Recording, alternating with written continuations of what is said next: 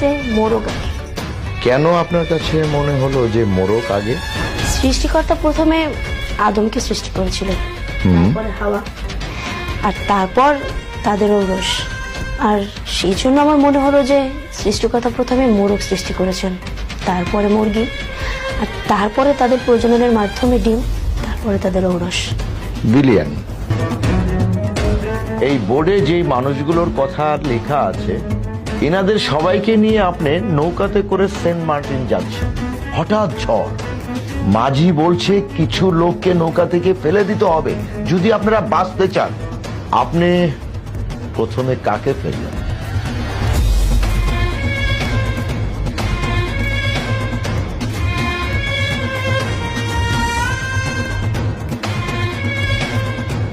কেন? স্যার, প্রতিবেশীরা তো দুধের মাছি। আমার সামনে আমার প্রশংসা করবে আর পিছনে আমার গিবত গাইবে। মাঝি বলছে আরো দুজনকে ফেলতে হবে, আপনি এখন কাকে ফেলবেন? স্যার, আপনি কি বলছেন? এরা তো সবাই আমার আপনজন, আমি এদেরকে কিভাবে ফেলবো? কিচ্ছু করার নেই, বাঁচতে হলে আপনার ফেলতে হবে।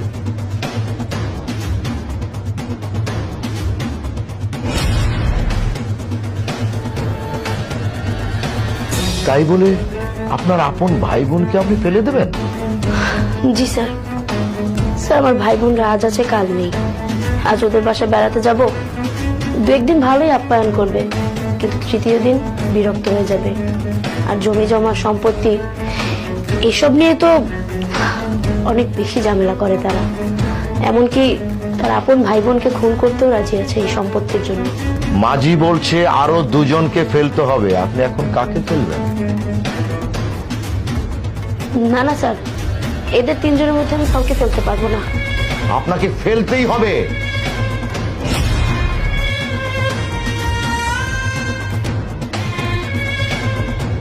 স্যার, আপনি কি বলছেন? এরা তো একদমই আমার আপনজন, স্যার আমি এদেরকে ফেলতে পারবো না। There is no other choice, আপনার ফেলতেই হবে।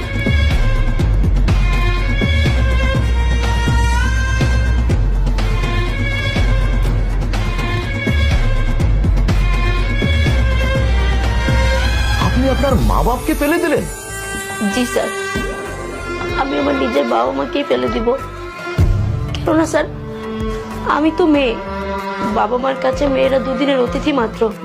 বিয়ের পরে মেয়েরা এমনিতেই বাবা মায়ের কাছে পর হয়ে যায়। মাঝি বলছে, সে চিৎকার করে বলছে আরেকজনকে ফেলতে হবে আপনার। আপনি এখন কাকে ফেলবেন? স্যার, আপনি কি বলছেন? স্যার, একজন তো আমার পেটের সন্তান, আরেকজন আমার স্বামী।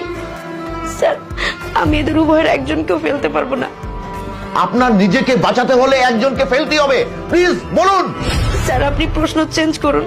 স্যার, আমি এই পরীক্ষা আর দিব না স্যার। 1 2 3। আপনি আপনি আপনার আপন সন্তানকে ফেলে দিলেন? জি স্যার। কেননা সন্তানরা বিয়ের পরে বাবা মাকে ভুলে যাবে, তারা বিয়ের পরে বাবা মায়ের কাছে পর হয়ে যাবে। কিন্তু স্বামী, স্যার, একটা মেয়ের কাছে তার স্বামী হচ্ছে সবচেয়ে বড় অহংকার। স্বামী মৃত্যুর আগ পর্যন্ত থাকবে।